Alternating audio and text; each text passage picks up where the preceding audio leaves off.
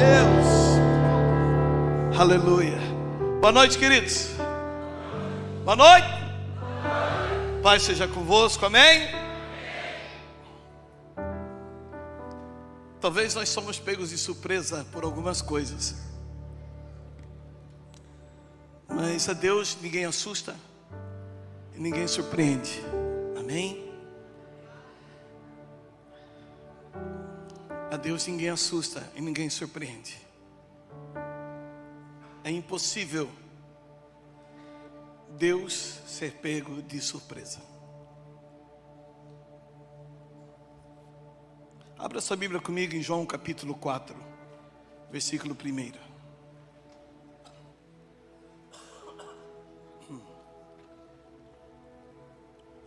João capítulo 4, verso 1.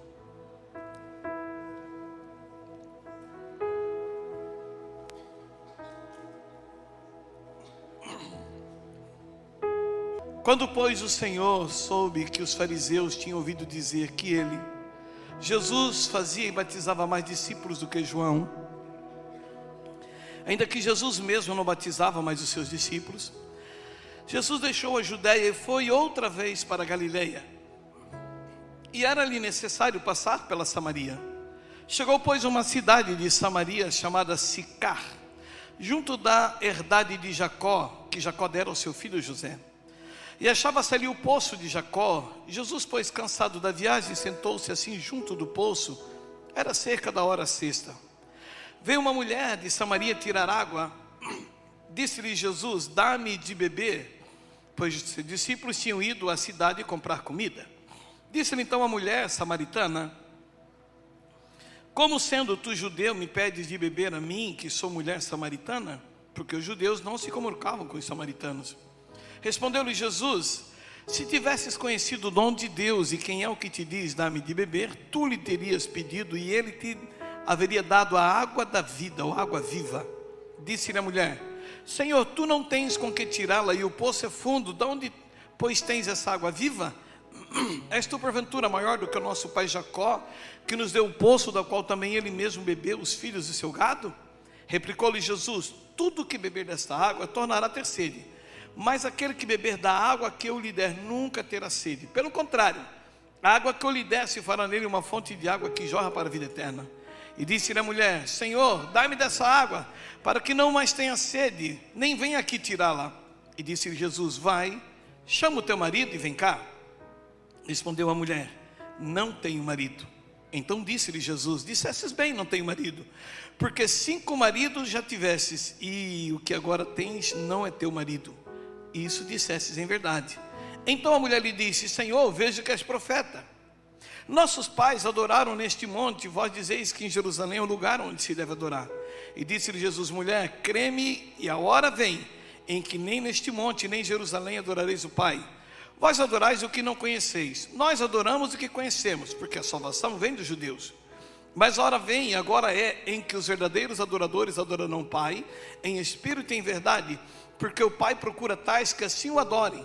Deus é espírito, e é necessário que aqueles que o adorem em espírito e em verdade. E replicou-lhe a mulher: eu sei que vem o Messias, que se chama o Cristo. Quando ele vier, há de nos anunciar todas essas coisas. E disse-lhe Jesus: eu sou, eu que falo contigo.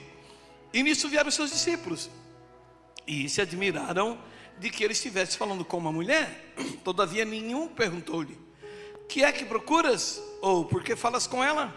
Deixou, pois, a mulher o seu cântaro e foi à cidade, e disse àqueles homens: vinde ver de um homem que me disse tudo quanto eu tenho feito. Será esse porventura o Cristo? Saíram, pois, da cidade e vieram ter com ele. Entre mentes os seus discípulos lhe rogavam, dizendo: Rabi, come. Ele, porém, respondeu: uma comida tenho para comer que vós não conheceis. Então os discípulos diziam uns aos outros: acaso alguém lhe trouxe de comer? Disse-lhe Jesus: a minha comida é fazer a vontade daquele que me enviou e completar a sua obra. Não dizeis vós, ainda há 4 meses até que venha a ceifa? Ora, eu vos digo: levantai vossos olhos e vede os campos que já estão brancos para a ceifa. Quem ceifa já está recebendo recompensa e ajuntando fruto para a vida eterna, para que o que semeia e o que ceifa juntamente se regozijem. Porque nisso é verdadeiro ditado: um homem é o que semeia e outro que colhe. eu vos enviei a ceifar onde não trabalhastes, outros trabalharam e vós entrastes no seu trabalho. E muitos samaritanos daquela cidade criam nele, por causa da palavra da mulher, que testificava: ele me disse tudo quanto tenho feito. Indo, pois, ter com ele os samaritanos, rogaram-lhe que ficasse com eles, e ficou ali 2 dias. E muitos mais creram por causa da palavra dele. E disse a mulher: já não é pela tua palavra que nós cremos, pois agora nós mesmos temos ouvido e sabemos que este é verdadeiramente o Salvador do mundo.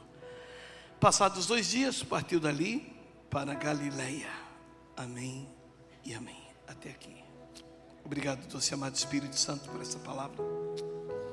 E guia-nos pelo centro do teu querer. Cumpra-se a tua vontade nesse dia, Senhor.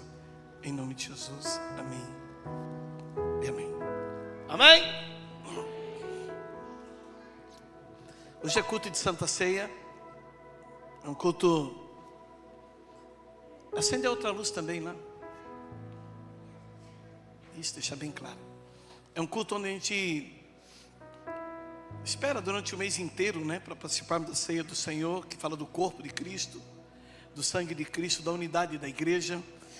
E sempre um culto muito pontual, por conta daquilo que nós cremos como igreja. Nós passamos por um período muito legal da igreja, assim, nos últimos anos, os últimos 10 anos. E nós pregamos muito sobre o batismo de arrependimento. Lembra disso? Quem já ouviu falar sobre o batismo de arrependimento? Pregação, palavra, vídeo? Só pouca gente. Quem viu, levanta a mão. Só precisamos de um batismo de arrependimento, batismo de arrependimento. E de fato, nós estávamos numa posição em que nós havíamos nos perdido da palavra e veio sobre nós um período de acusação. Vocês estão errando, vocês estão pecando, vocês saíram do propósito, vocês descarrilharam. Voltem para o trilho, voltem para o centro da palavra, voltem para o propósito. E houve em nós um batismo de arrependimento. E nesse batismo de arrependimento, irmão, foi muito difícil, porque os nossos pecados foram expostos, as nossas mazelas vieram para fora.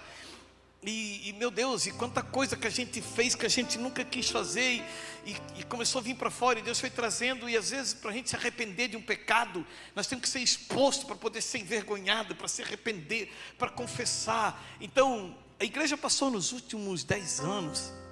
Quando eu falo igreja, eu não falo da cena, eu falo da igreja de Cristo, que a cena faz parte. Ela passou por um batismo de arrependimento, onde a igreja ela tentou pelo menos se alinhar com o plano de Deus. Ela tentou pelo menos começar a viver segundo a palavra. Amém? E nesse período foi muito bom, porque nós conhecemos melhor um ao outro.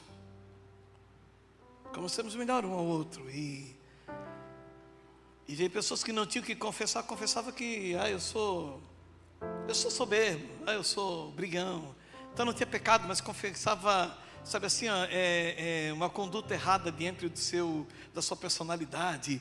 E sabe que nós estamos entrando num novo ciclo? Eu sinto no meu espírito um ciclo que está abrindo para a igreja. Um ciclo que está aparecendo, inclusive nós estamos conseguindo ver, um ciclo de humilhação. Um ciclo que Deus está trabalhando, trazendo a igreja novamente para se humilhar diante do Senhor. Arrepender é uma coisa, lembra? Humilhação é outra. No dicionário é bem diferente as duas coisas, arrependimento e humilhação. Nós temos sentido, irmãos, fala sério, aqueles homens que se tornaram conhecidos no meio gospel.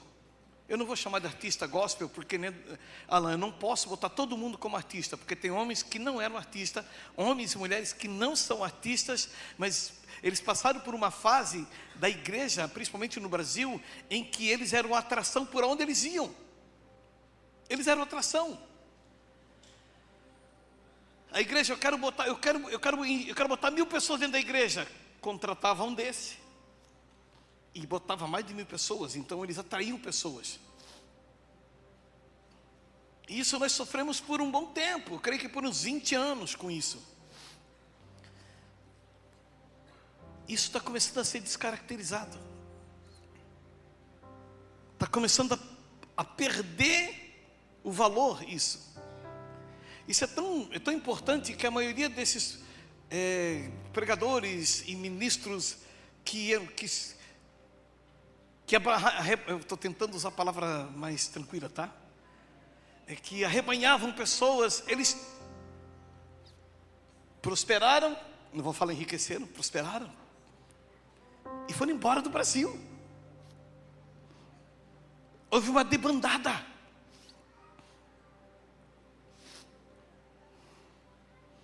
E talvez alguém julgou, né?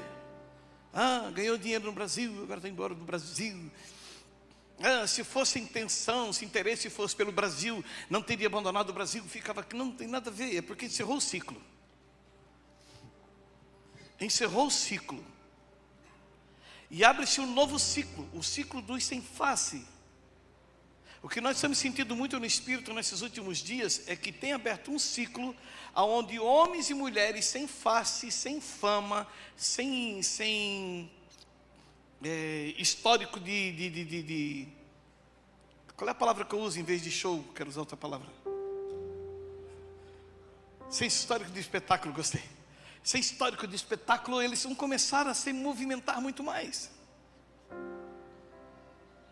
E vão começar a andar muito mais.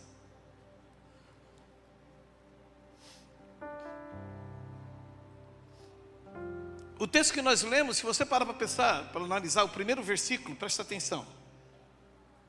João 4:1, abre a tua Bíblia. Quando, pois, o Senhor soube que os fariseus tinham ouvido dizer que ele, Jesus, fazia e batizava mais discípulos do que João, Jesus deixou a Judeia e foi outra vez para a Galileia. Quando começou a criar fama, quando começaram a falar, uau, Jesus já deu um golpe em João. João era o artista, agora não é mais João, agora é Jesus. Quando Jesus ouviu falar, Jesus, está todo mundo falando de ti. Diz que tu é o do momento. Já estou até falando que tu está fazendo mais discípulo do que João. Tu está batizando mais gente do que João. E parece que virou um negócio assim, tipo, uau, Jesus, uau, vamos ver quem é ele. Quando ele viu que ele entrou num processo de fama, onde estava sendo reconhecido, alguém que era mais, eu não quero ventilador, tá? Não, porque senão eu fico sem voz. Café quente eu quero. Errou, é preto, mas não é ventilador, é café. Pode ser sem açúcar, tá? Ninguém mandou vir oferecer, né? Se vira.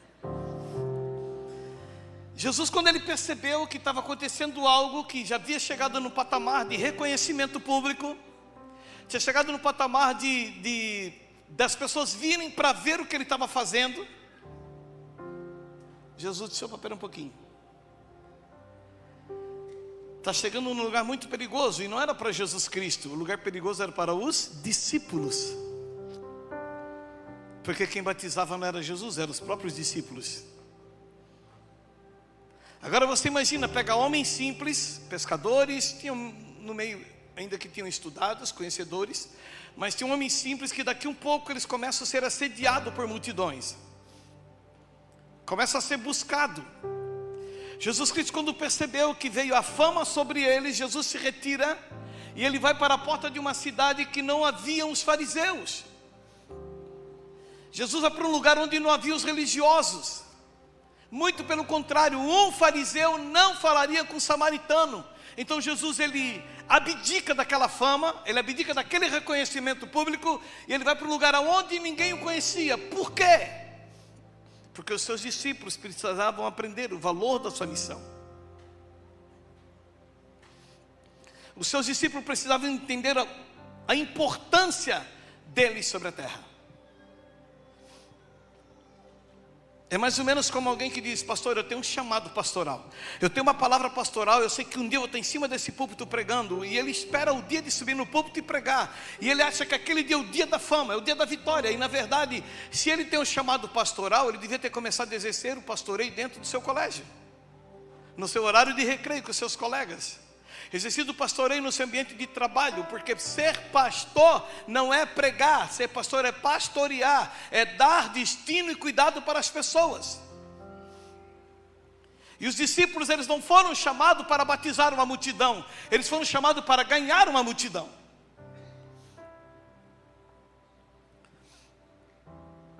Agora você imagina, hein, pastora Gabi? Estamos nós, cara, esse negócio que estão pregando aí é forte, hein? É forte, o negócio de arrependimento de pecado aí é forte. Aí tu diz assim, bom pastor, eu vou até lá em João Batista, para João Batista me batizar, que eu bati um do arrependimento, eu estou arrependido. Aí disse, tu João Batista já era a bola da vez, agora Jesus, mina. Sai fora João Batista, Jesus já está matando ele aqui, ó. Jesus já tem mais de 200 milhões de seguidores, mina. João Batista já perdeu. Sabe assim, quando o ambiente, ele se torna um ambiente propício para criar ídolos. Quando o ambiente ele se torna um ambiente propício para que homens ou mulheres sejam ambicionados, desejados mais do que Jesus. E o propósito se perde. Quando o que importa é a estrutura, né? É o telão, é a parede, é a acústica, é o campo de futebol. E quando o que importa é a estrutura, não o propósito. E quando o propósito ele fica menor do que a estrutura, nós perdemos a visão. Perdemos a visão do porquê que Deus nos confiou dons, talentos, ministérios, recursos. Para que Deus te daria uma esposa se não fosse para cuidar dela? Para que Deus te daria uma casa se não fosse para abrir as portas e receber pessoas? Para que Deus te daria um carro se não fosse para você socorrer e ajudar alguém? Para que Deus confiaria as coisas nas nossas mãos se não fosse para o próximo? Nunca foi para nós, nunca a respeito de nós, não é para nós. Ainda que nós vamos desfrutar. Jesus tira os discípulos, ele sai dali, vai para Galiléia, arranca daquele meio, daquele burburinho, daquele ambiente de fama, de reconhecimento, e ele leva eles para um outro lugar, para a porta de uma cidade onde eles nem deviam entrar, em Sicar, uma das cidades de Samaria. E se não bastasse, quando eles voltam, que foram comprar comida, Jesus Cristo estava conversando com uma mulher de Samaria, uma samaritana, não sei se ela nasceu em Sicar, mas ela estava conversando, e os discípulos vieram assim, espera um pouquinho, pastor Cris, Jesus sai lá da Judeia, que tinha uma fila de gente para ser batizado, uma multidão procurando ele, os próprios fariseus estavam falando, o cara está batizando mais do que João Batista, temos que ficar de olho nele, e ele vem para cá, para uma cidade que nenhum fariseu entra, ele vem ainda está conversando com uma samaritana.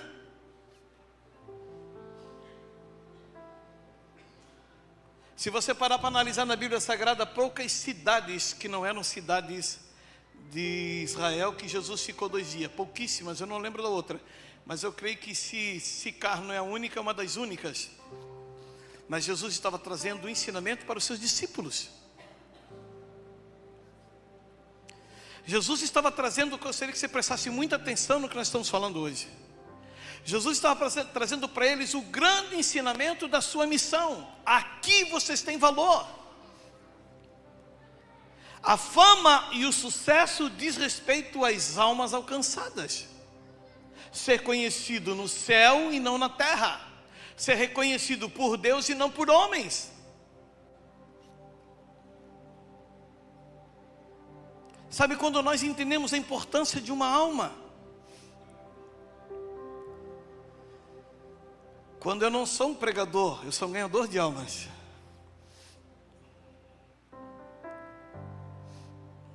Quando eu vejo uma oportunidade, eu não a perco. Quando eu não estou preocupado em fazer um excelente discurso, um vídeo maravilhoso, uma selfie maravilhosa, para que pessoas olhem para mim e desejem andar comigo, e as pessoas elas querem me ouvir. Se eu estou fazendo algo para as pessoas só me ouvirem, eu também já perdi o propósito. Porque uma palavra de efeito, uma palavra de revelação, né, umas frases bem colocadas, uau, impressiona, às vezes até assusta, mas às vezes, na maioria das vezes não muda nada na história, porque o que muda a vida de um homem é o encontro com Cristo. Amém? O que muda a vida de uma mulher é o encontro com Jesus. Jesus Cristo mudou meu viver. Jesus Cristo mudou meu viver. É a luz que ilumina meu ser. Sim, Jesus Cristo mudou meu viver. O que muda a história de uma pessoa é o encontro com Cristo. Talvez eu estou preocupado em escrever um bom livro, mas qual é o propósito do livro? É mudar a história de alguém ou me tornar conhecido?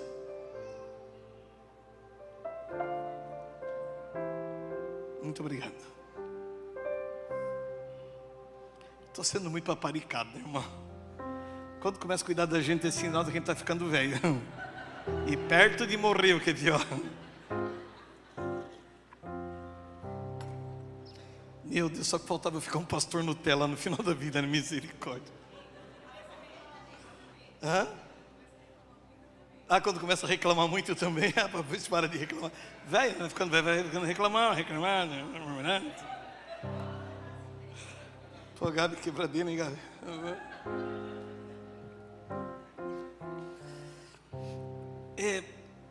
Eu gostaria muito que, irmãos, que você prestasse atenção no que nós estamos tentando passar hoje, porque comunicação não é o que se fala, né? Comunicação é o que se entende. Amém? Eu posso falar 2 horas sem parar e vocês não entenderem nada, mas eu posso falar 15 minutos e vocês entenderam tudo, então valeu mais a pena os 15 minutos. Nós estamos entrando numa fase, eu vejo que a igreja já entrou, nós só precisamos entender, porque aliás, quanto antes nós entendemos, tanto antes nós vamos viver e desfrutar daquilo. Quando nós começarmos a ser vocacionados de novo para o ministério, para o reino, na mesa. Quando nós começarmos a entender que o nosso valor, pastor Dan, é quando eu consigo levar Jesus para a vida de alguém. Eu sei que nós temos que ter documentos, temos que ter livros, histórias escritas, eu sei. Mas nenhum livro escrito, nenhum documento aprovado por ninguém é maior do que a Bíblia Sagrada. Não existe.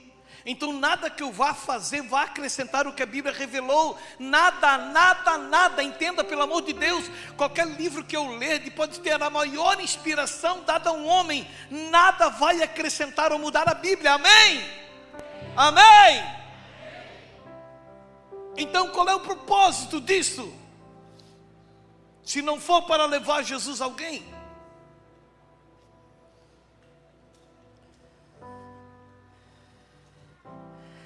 Qual o propósito de fazer uma escola de mistério, sacerdócio real, remissão, origem, fazer teologia, como é o outro, bicicletologia, não é tanta coisa. Qual o propósito disso tudo, se não for para levar, para ter mais conhecimento? Eu vou lhe dizer uma coisa que eu gostaria que você pensasse muito antes de buscar conhecimento novamente. Todo conhecimento revelado lhe torna culpado. Todo conhecimento revelado lhe torna culpado. Porque antes você não sabia o que devia fazer, e Deus não leva em conta o tempo da ignorância. Mas desde o dia que você sabe o que deve fazer e não faz, você peca. Então antes de buscar conhecimento, eu quero lhe dizer que a ignorância é uma bênção. A ignorância é uma bênção. Sabe quando eu sou de uma geração que gente analfabeta levava a Bíblia para a igreja. Andava com a Bíblia embaixo do braço, não sabiam nem ler, mas andava com a Bíblia embaixo do braço. Por quê? Porque eles queriam que todos soubessem que eles serviam Jesus, só por isso. O Luiz Emílio conta uma história que tinha um irmão Noca que estava um dia no culto e abriu a Bíblia. Abre a Bíblia, ele abriu a Bíblia, era analfabeto, e abriu ela de ponta cabeça. Aí o irmão estava do lado e disse: irmão Noca, a Bíblia está de ponta cabeça. Disse: essas crianças lá em casa mexem em tudo mesmo, essas crianças.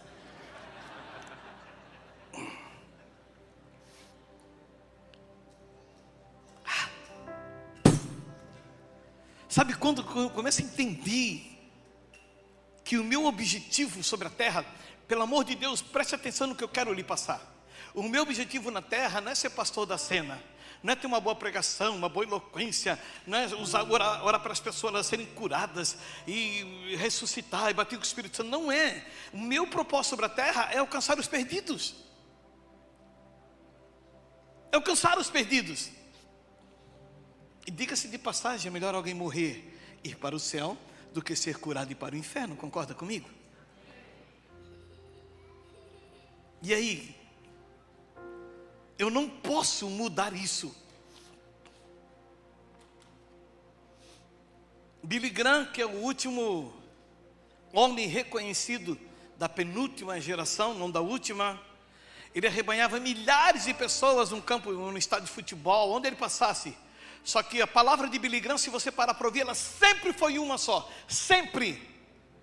Arrependei-vos, porque é chegado o reino dos céus. Ele só pregava salvação, não pregava outra coisa.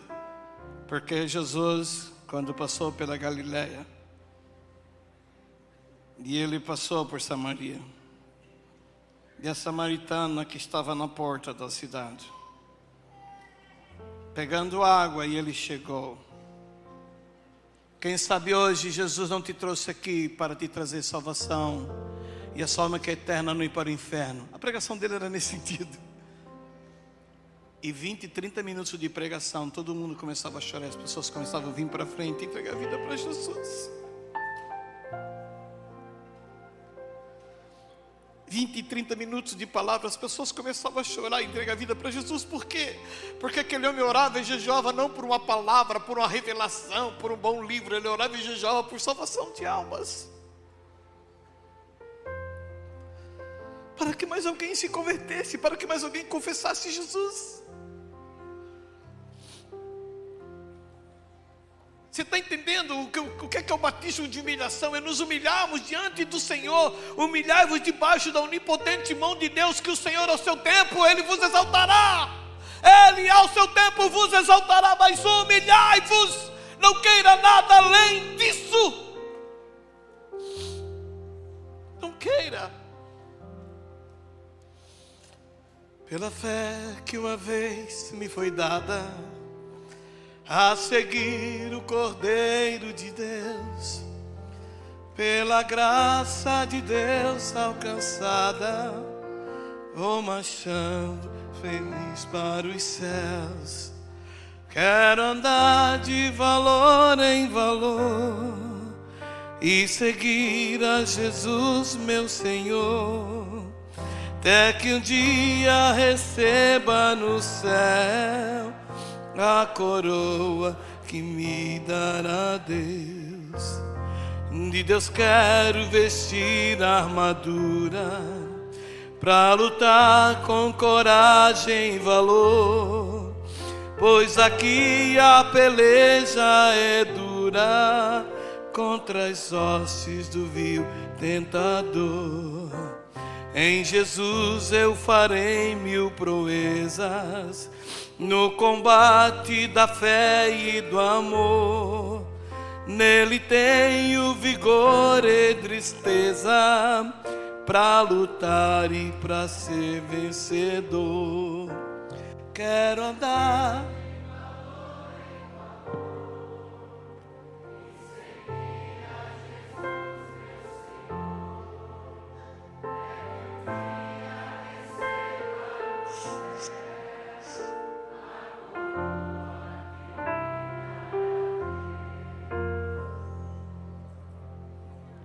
Você quer ver o nível que isso está alcançando em nós, essa vaidade?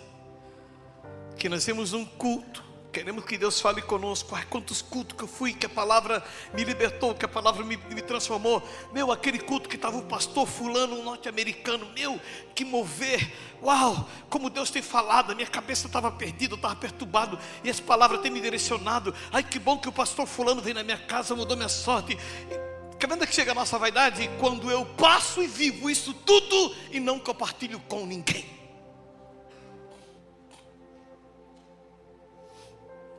Quando eu sou abençoada por Deus com uma gravidez maravilhosa, mas não me importo com a amiga que trabalha comigo que não pode gerar um filho, e não apresento Jesus para ela. Sabe quando eu não olho mais para os perdidos com misericórdia? Quando eu julgo que o meu sucesso, ele era o propósito de Jesus ter morrido na cruz, ele não é. Quando ele vê os discípulos envolvidos naquele ambiente de fama, de reconhecimento, de aplausos, Jesus tira todo mundo e vai lá para Sicar, que inclusive A própria mulher, a samaritana, olha para ele assim: peraí, você se tocou que eu sou samaritana? Você entendeu que você é um judeu? Como que pode você se importar comigo?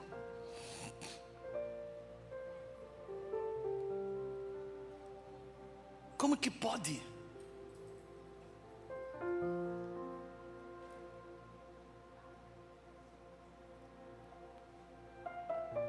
Como é que você consegue,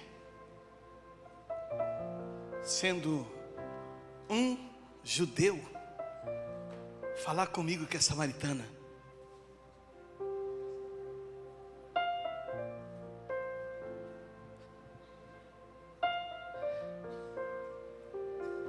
Ele olha para ela e diz assim: ah, mulher, porque ele começou pedindo água para ela. Por que ele pediu água? É como se perguntasse assim, Lila: e aí, como é que está a tua vida? Está tudo bem? Não, não está bem, mas eu posso fazer a tua vida ficar melhor. Como pode? Quem é tu para dizer que a minha vida pode melhorar? Uma coisa está dentro de um quartel e receber uma missão para mim e executá-la. A outra coisa é eu reconhecer o campo da minha missão. Eu saber aonde eu estou botando o pé e o que eu vou fazer naquele lugar.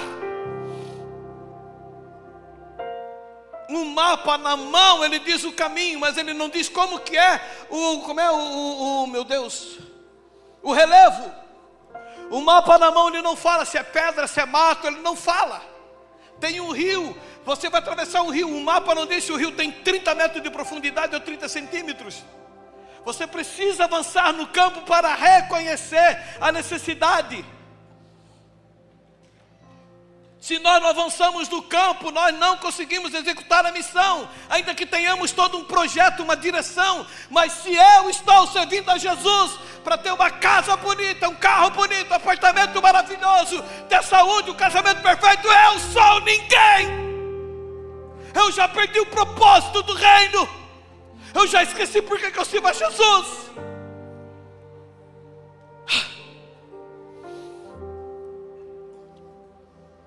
E sinceramente, como pastor, melhor uma ovelha doente, que cai no pecado de vez em quando, mas sempre traz alguém para Jesus, do que aquele que é um santarrão e não traz ninguém para Cristo, porque o propósito dessa casa é salvação de almas. Não engordar o ego de ninguém.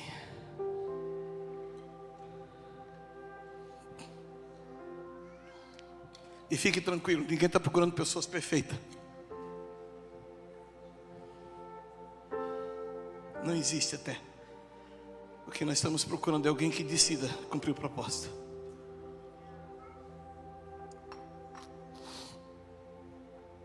Nós já estamos em dezembro, hoje é dia 8 de dezembro. Tem pessoas, pastora Aline, que passaram o ano inteiro, não trouxeram uma pessoa para Jesus. E vivem no meio de uma sociedade totalmente perdida e corrompida. Tem primos que são prostitutos, primas casadas que traem o marido, e ela não tem coragem de falar de Jesus para aquela família. É porque perdeu o propósito.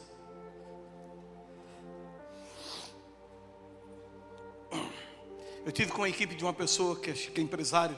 Essa semana ele falou: pastor, nós decidimos a partir desse ano agora, desde o começo do ano, todos os dias eu paro a minha equipe, nós temos 30 minutos de devocional e oração. E eu falei para ele: por que tu faz isso? Porque a minha equipe precisa conhecer Jesus.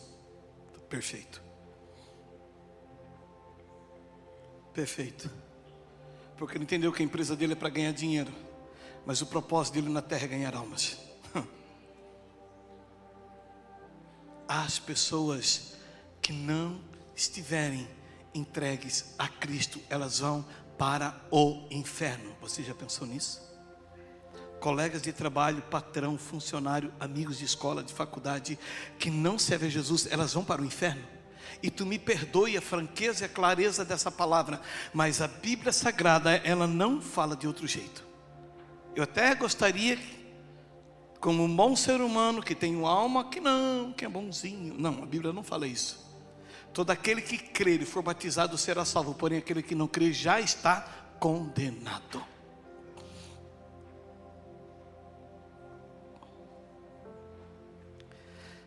Nós não precisamos de um batismo de arrependimento, nós precisamos de um batismo de humilhação. Precisamos voltar a sentir a dor do miserável, voltar a sentir a dor do pecador. Eu não sei onde é que eu estava essa semana, porque eu não perco oportunidade, não estou nem aí. Eu não sei onde é que eu estava com a Alessandra, meu Deus do céu. Ah, já sei. Nós estamos na reforma da casa e fomos comprar os puxadores das gavetas, dos armários, das coisas, numa empresa aqui na cidade. Aí um menino muito educado atendeu a gente, educadíssimo. Um menino assim dos 22 anos, 23 anos, educado. Nós ficamos 2h30 dentro daquela loja, irmão. A minha esposa quase me matou do coração, irmão. Gostei dessa, que linda, irmão. Quando ela disse que gostou dessa, não, essa aqui está mais bonita. Ai, graças a Deus. Ai, essa aqui está mais bonita, irmão. E eu e o guri atrás dela assim. Eu já estava quase largando ela dentro da loja. E a Alessandra andando. E o menino em volta.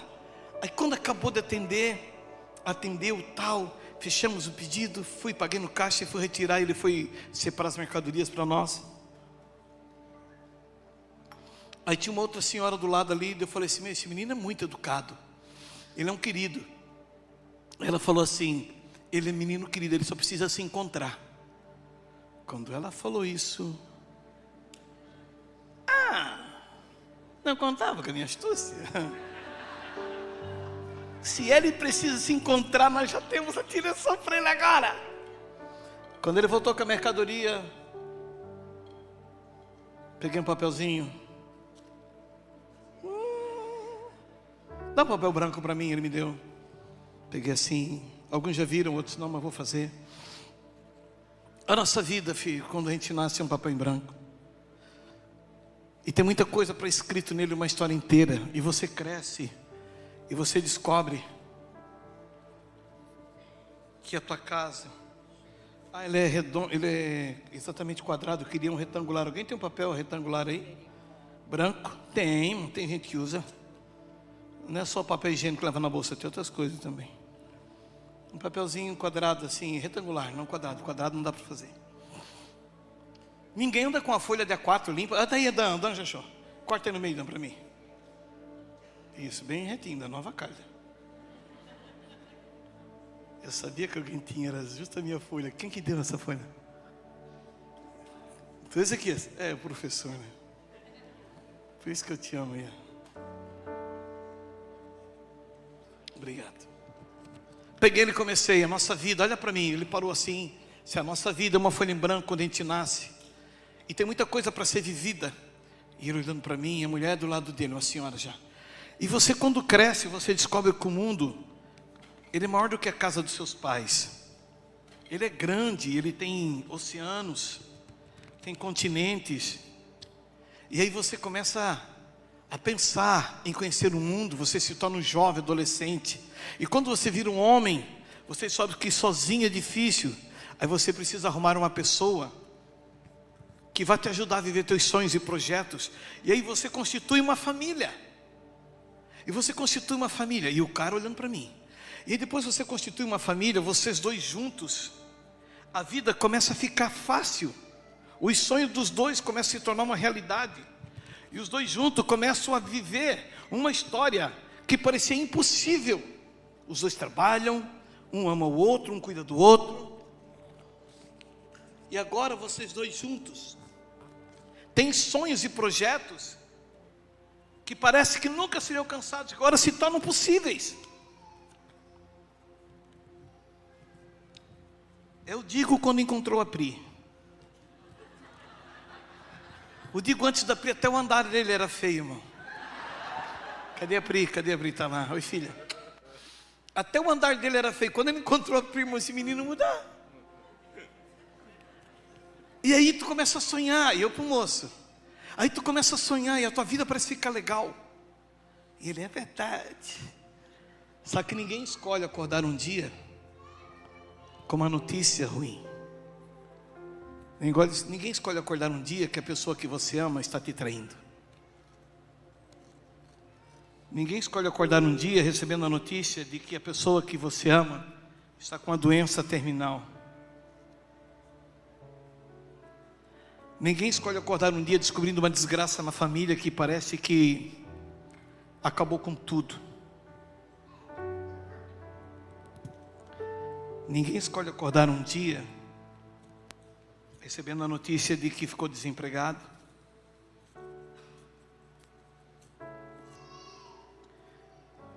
Ninguém se prepara para um dia, né, Simon? Da notícia da pessoa que tu ama, Deus recolheu. Ninguém escolhe esse dia. Ninguém escolhe o dia que as pessoas que tu ama estão te traindo. Ninguém escolhe esse dia. Ninguém escolhe o dia que era para você ser protegido, você foi exposto. Ninguém escolhe esse dia. Ninguém escolhe o dia de que você ficou doente. E parece que nesses dias a vida fica sem sentido. E o menino já começou a chorar. Mas foram para esses dias difíceis que todo ser humano passa. Como você lutou tantos anos por ele, né? Mas Deus disse, eu vou recolher. Só que para os dias difíceis, Deus mandou Jesus Cristo. Para os dias difíceis, Ele mandou Jesus. E quando eu abri o papel, mostrei para aquele moço, ele já estava em lágrimas. Então naquele dia, Rica, eu fui Jesus no poço para aquele samaritano. Todos os dias Deus coloca na nossa frente alguém que precisa. Todos os dias. Todos os dias Deus coloca na nossa frente alguém que precisa. Jesus, Ele é o melhor que qualquer pessoa pode ter. Ele é minha mãe, que já partiu com Jesus. Ele é o meu pai, que já partiu com Jesus. Ele é meus irmãos, meus amigos. Ele é o seu amigo. Ele é o seu esposo. Ele é seu companheiro, é quem cuida de você hoje. E nós temos isso. E por que privamos as pessoas disso? Eu não consigo entender como é que nós privamos. Pensa Jesus num ambiente de fama e de sucesso, arranca os discípulos e leva para um lugar árido, onde não havia uma alma salva, onde não havia ninguém que falava de Deus. Tanto que ela diz, nós sabemos que o Messias vem. E Jesus já diz para ela, sim, e não te iluda, menina, a salvação vem dos judeus. Eu não contou a historinha. Ah, pois é, né? Jesus tem em todo lugar, sabe, filha? Deus não está em todo lugar, não tem lugar que Deus nem entra, de tanta imundície. Deus não vai aonde Ele não é adorado. Ele diz, a minha glória eu não divido com ninguém. Então Deus não entra onde se adora outro. Não entra. Para de contar história. Para de ser ecumênico, eclético. Para. Seja verdadeiro.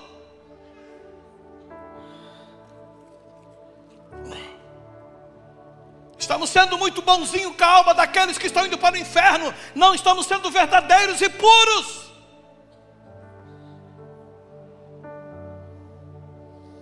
E eu não estou falando de religião, estou falando de salvação. É muito diferente de religião.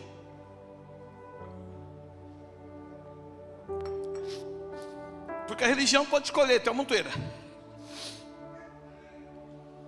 Naquele tempo hinduísta agora, lá no Nepal, eles acreditam na reencarnação e que o corpo tem que ser cremado. Eu estava lá dentro do templo hinduísta, em Katmandu, devia ter uns 5, 6, 7 corpos sendo cremados na minha frente. A pessoa morre, a família leva naquele rio, lava a pessoa, deixa a pessoa nua na beira daquele rio. Homem e mulher lava a pessoa, põe água daquele rio na boca dela, tem a lenha montada, em cima tem os pacotes de manteiga. E não estou falando mal, tá? Isso é a cultura deles. Não estou dizendo que estão certos, segundo a Bíblia Sagrada estão errados, mas é a cultura deles. Está lá, bota o corpo em cima, taca fogo. Não pode chorar para que a pessoa não reencarne com problema. Está ali o filho, a esposa, e tem que ver e ficar firme. E o cara queimando na frente, e depois que queimou tudo, tem que jogar cinza no rio. Não pode nem levar para casa a cinza. Religião está cheia.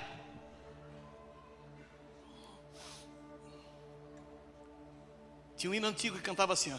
Quem salva é Jesus e ninguém mais, pois outro Salvador tu podes procurar, mas acharás jamais.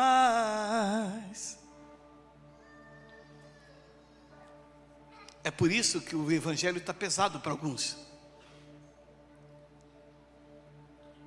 O evangelho está pesado por causa disso, porque esquecemos o propósito dele.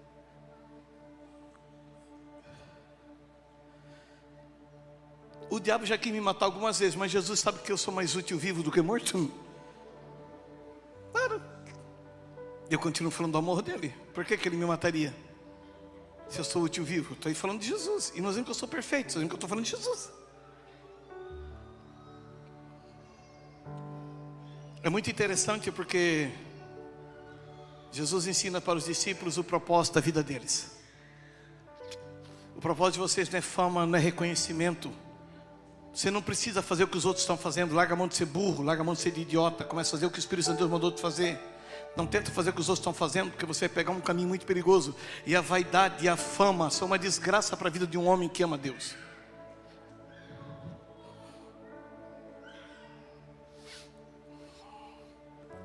Vai ter o dia que você vai fazer um devocional por amor, mas vai ter o dia que você vai se sentir obrigado, porque as pessoas já estão esperando. E era naquele dia que Deus queria que tu ficasse sozinho com ele no quarto. Mas tu não fica com ele sozinho no quarto, porque tu tem que responder uma expectativa que tu gerou. Para com frescura.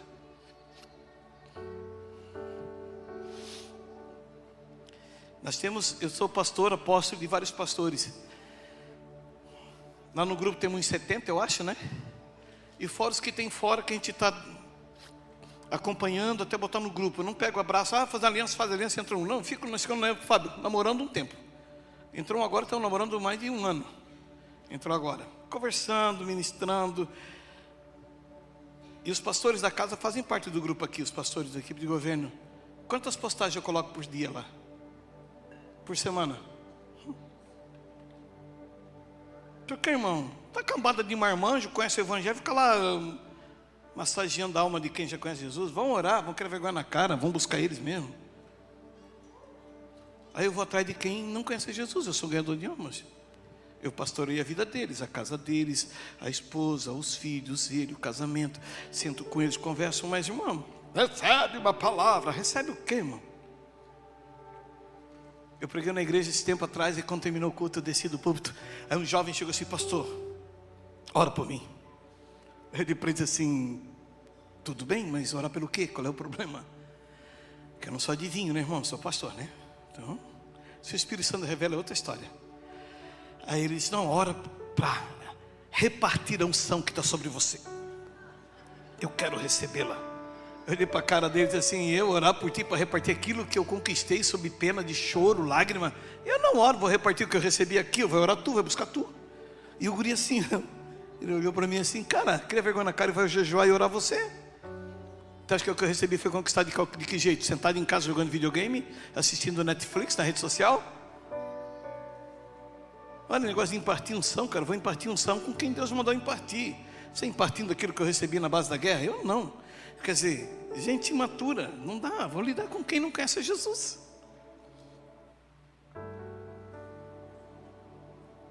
Ei, coisa boa para gente que é pastor, é novo convertido, irmão. Meu Deus, o novo convertido acredita no que a gente fala. Os crentes vão ficando velhos, irmão, começam a medir a gente.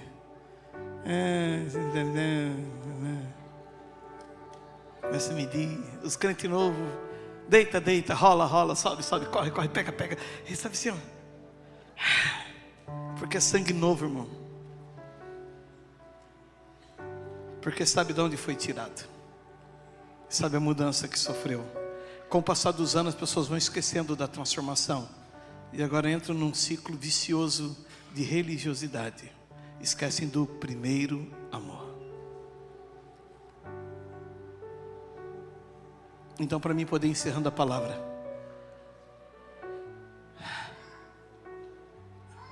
o último ciclo que fechou da igreja foi o batismo de arrependimento. A gente tem que ser batizado do primeiro amor de novo.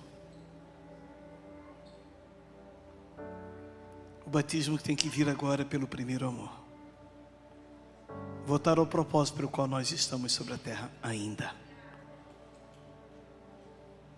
Porque Jesus está voltando. Eu não sei se você veio preocupado em receber uma palavra para mudar a tua vida, a tua história, uma palavra de bênção, uma palavra que tu está preocupado com essa semana, com os teus negócios, que vai ser a minha decisão. Eu estou pregando isso para você, não sei se você entendeu. Se você começar a falar de Jesus para as pessoas que estão em volta de você, Por exemplo, na empresa, né, Jean? Se tu começar a falar de Jesus para as pessoas na empresa, vai acontecer duas coisas. Ou o diabo vai fazer parecer um negócio melhor para tu sair dali, para tu não roubar as pessoas dele. Ou tu vai ganhar todo mundo para Jesus, mas que tu vai fazer um barulho, tu vai.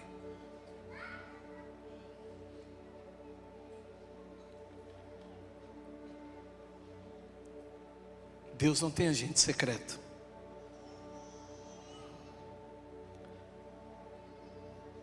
Tem crentes que vão fazer academia, a primeira coisa que eles se tornam é lascivos. Olha o peitoral dele, olha a bunda dela, desculpa a expressão. Primeira coisa que se torna lascivo, eles esquecem que estão ali como luz e como sal. Deviam ser um testemunho para que as pessoas olhassem para eles e vissem Jesus. Mas não, o negócio é culto ao corpo, e o culto ao corpo é abominável a Deus. Não dizendo de cuidado, tá? Dizendo de culto. Uma vez foi dito, já faz anos, e vou repetir, para um verdadeiro cristão, uma ida até na padaria é uma viagem missionária. Eu sei, fique tranquilo, tu não vai ficar agora, olha, quero falar de Jesus para ti, falar de Jesus para ti. Eu sei que não é assim, Deus cria as oportunidades. Quantas vezes que Deus criou e você deixou passar? Ai, hoje eu não estou bem, meu dia não está legal. Ah, meu Deus, nem vem com o problema que eu já estou mais do que tu. Para, resolva.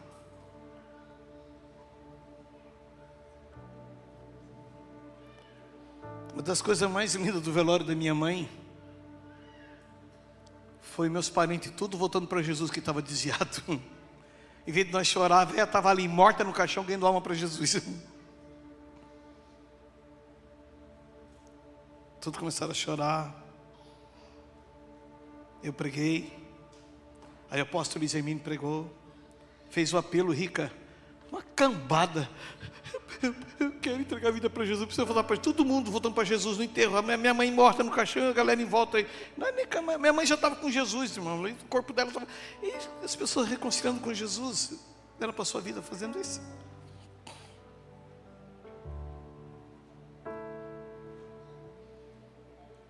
E aquele que beber dessa água, se fará dentro dele uma fonte de águas vivas que salta para a vida eterna. O batismo não é mais de arrependimento, agora é de humilhação.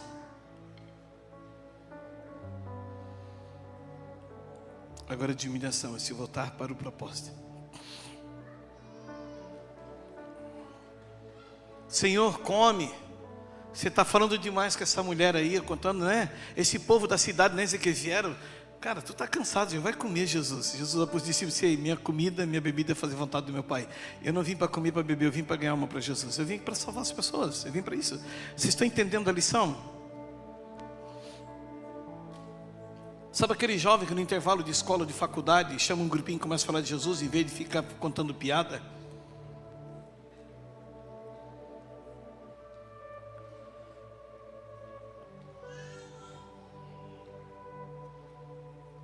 Jesus disse para ele, vocês dizem que Alex, ainda falta 4 meses. Falta nada, os campos já estão maduros.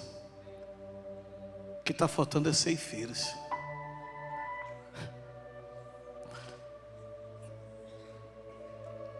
Só que Alex, Deus não quer mais os caras aqui em cima, quer os caras lá fora. É lá que eles têm valor. É trazer pessoas para essa porta. Cara, tu precisa ouvir falar de Jesus.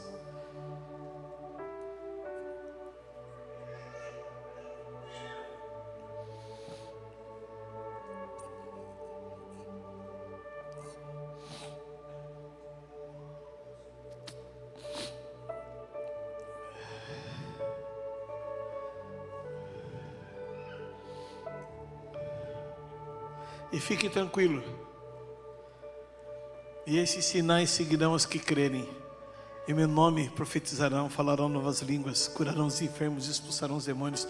Tanto que na sequência do texto, Jesus, se vocês não verem um sinal, vocês não vão crer. Então vamos lá, Jesus no final do texto, Ele faz um milagre para que eles creiam que Ele estava falando do reino dos céus. Os sinais nos seguem, é só nós queremos ir. É só ir. O batismo é de humilhação.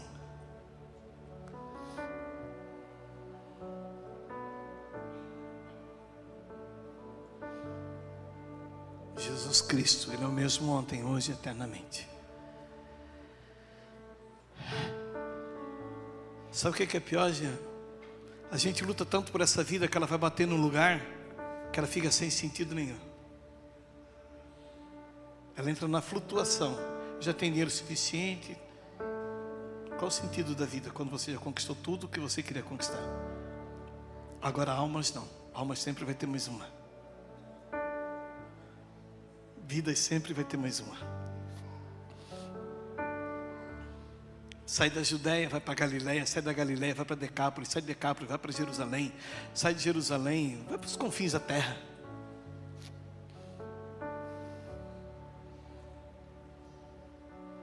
Estamos chorando pela coisa errada. Estamos jejuando pela coisa errada.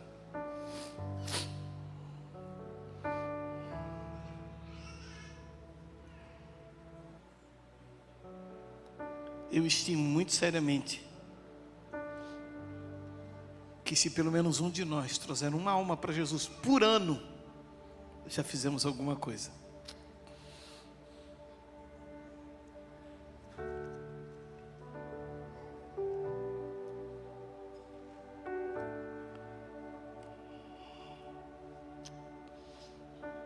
O batismo não seria outro se não fosse de humilhação. O que eu estou fazendo com aquilo que eu recebi? Se de graça recebestes, de graça dai. Nós não somos um clube com toda essa estrutura, nós somos uma igreja. Queremos um ambiente bom para receber as pessoas, mas para receber as pessoas. Receber quer dizer, alguém que não estava, que agora está. E fique tranquilo, se amanhã essa casa tiver que botar 10 mil pessoas aqui dentro, nós damos um jeito. Não tem problema. Se amanhã Joinville toda se render a Cristo, a pastorzada de Joinville vai se ver em Papo de Arema, a gente vai dar um jeito. Nem que a gente alugue a arena. Faz 3 cultos por dia, cada pastor faz um culto e vamos embora.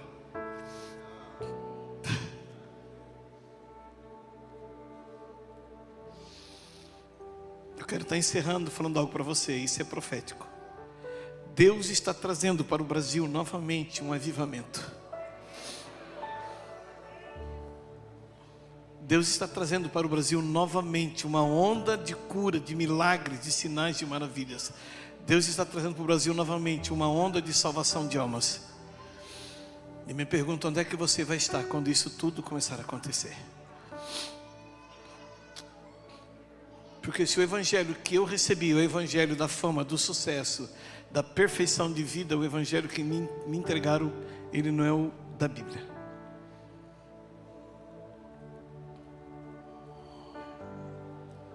Ainda que eu falasse a língua dos homens e dos anjos, ainda que eu profetizasse, ainda que eu desse o meu corpo para ser queimado, se eu não tivesse amor, de nada me adiantaria. Ainda que eu repartisse todos os meus bens com os pobres, de nada me valeria. Amor quer dizer se importar com alguém.